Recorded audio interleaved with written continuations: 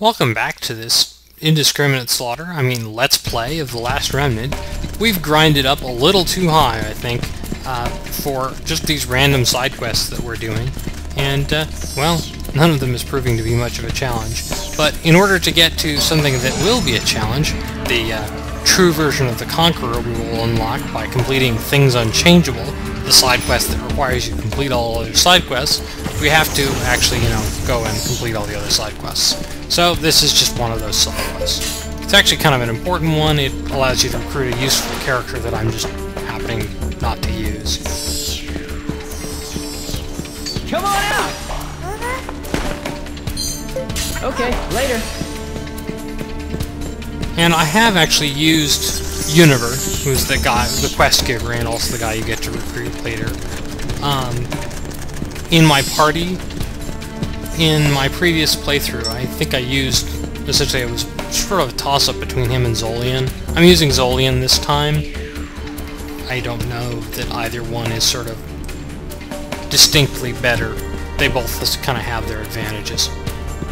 But here we are on the final fortress. There's some demons here.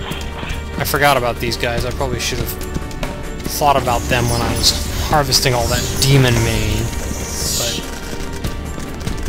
the enemies here are the same enemies as you fight in the first path.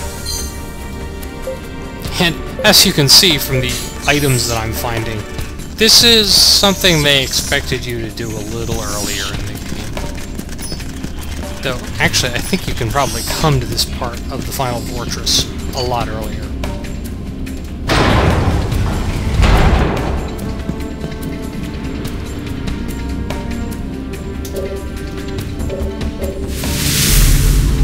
And this is the final boss of, well, I guess I said there were 9. There are actually 10 bosses to this quest. And this is the Charged Idol, and he has a bunch of random guys with him. But for the most part, we're just going to focus on killing the Charged Idol. This quest, if you do it, it's available immediately after doing the 6 bases. If you do it then, it can actually be quite hard, but it's doable. It's at least as hard as one of the fights against the 7 at the bases. However, at this point in the game, my characters are slightly stronger, and many of them have their final weapons. It's going to be somewhat less of a challenge.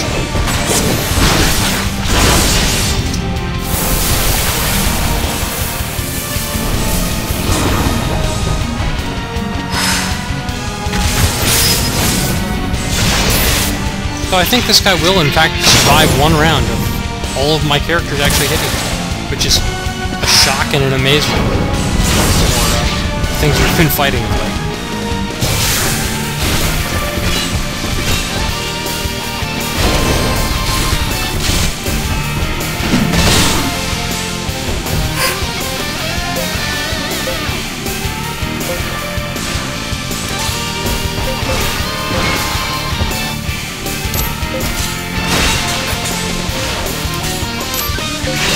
And I'm not even going to really bother fighting the other guys here.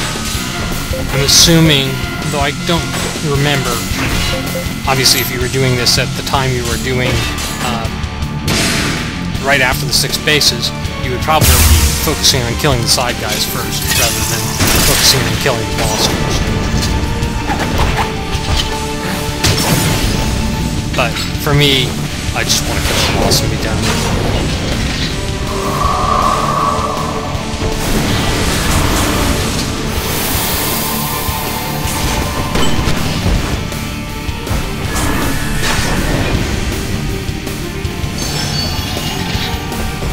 You'll notice that Glenys is using Restorative Herb 3 there, which is a really weak skill.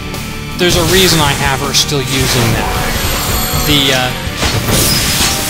A lot of the characters I have learn herbs or remedies kind of late in the game, and I want them to kind of develop the better later abilities. Glenys does not yet know Vivification, which is obviously a really important skill to have. you know, if you're going to have herbs, it's really, that's the one to have. And, well, it's been a long time coming. Agent David also has the remedies skill now, but unfortunately he is still stuck with just restore and refresh and rejuvenate. He does not have revitalize, and revitalize is, in that case, the skill that really makes the skill set worthwhile.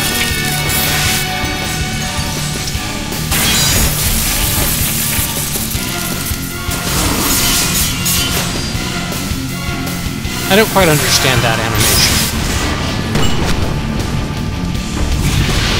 Those hunter's claws, the kind of sticking into the ground and then, you know, tickling your feet very, very subtly. Oh well. So much for the charged idol. We fought the fire idol much earlier in the game, and there's also an ice idol, which we have not encountered yet, but we will soon enough. Well, once we get all these side quests out of the way and actually start progressing with the main story.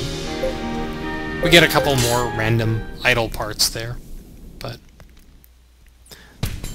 that's the actual last boss of the quest Seeker of the Ancient Path, which doesn't really get us anything but the ability to continue with our crusade to finish all the side quests. It also gives Rush the ability, the psionics-based ability, impressive, huh? Which I have no intention of ever having him use.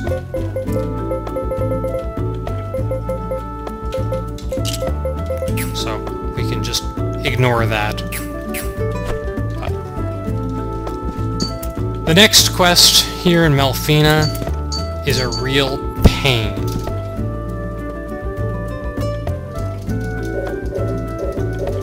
And more or less he wants you to go to Ivalok's nest and get a bunch of random stuff. And mostly it's stuff that you get from harvest points. And you know, everybody's going to complain about the stuff that I haven't given them yet.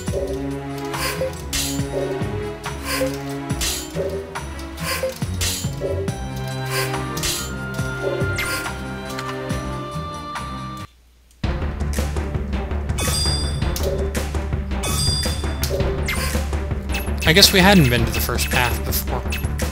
Surprising, actually. If you look at the drop tables for and just sort of the monsters there, it seems like we should have been there a long time ago.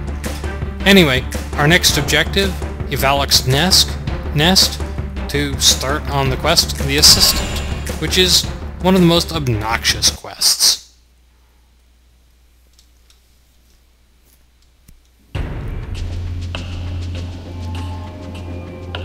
Ivalok's nest is not a real important area. There are a couple of rare monsters that spawn here, which I guess might be interesting. I think some are related to guild tasks, but let me save here. To do this quest, there are actually several parts. The first thing you need is just a bunch of stuff. The quest is actually displays wrong. They changed the amount of stuff you need from the Xbox 360 version to the PC version. I guess they decided that just digging stuff up was just a little more tedious than necessary. It says you need 10 Black Rose Nectars, you actually only need 5, and so on and so forth. Alright! Awesome! So there's... I was going to say there's 5. We'll see if we can... Awesome! Alright, there's 6 actually. And I believe those are only used for this quest, so... Damn! Oh, stupid spider. I'll just kill it. You do end up fighting some things here just because, well... I guess I could have avoided that if I weren't being sloppy, but... This map changes substantially as you go through the quest. Come on out! Essentially, it expands. There are many of the monsters that you can get, that you can encounter here, including some of the rare ones, that won't appear until later in the quest. Awesome! So our next piece is 4 parasitic oils from this point here. Alright! Awesome!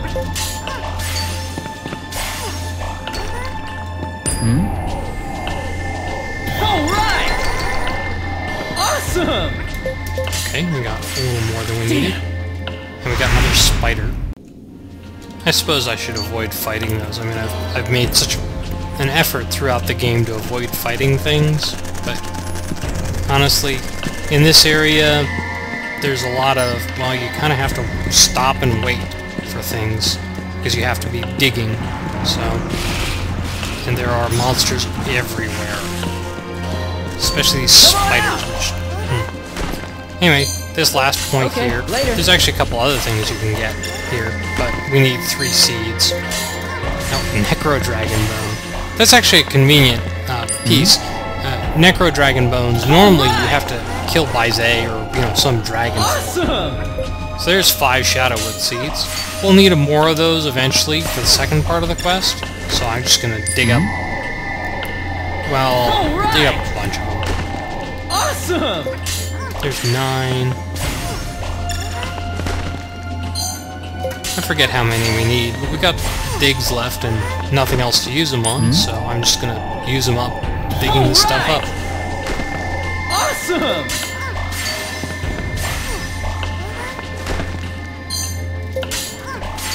I forget what that red oil is used for. I don't know if it's used for anything, but obviously if it's not unique to this area, it must not be involved in this quest. 2 more.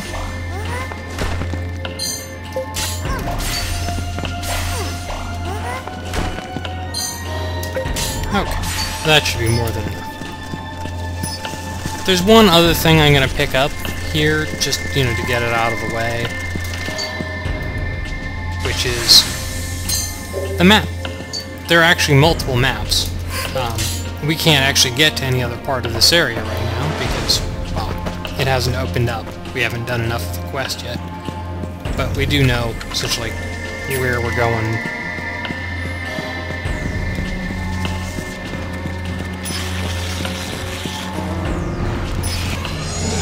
I'm gonna mess with that stupid spider. But now we have this, and we'll head back to Melfina, hand it in, and we'll start our next video there. See you then!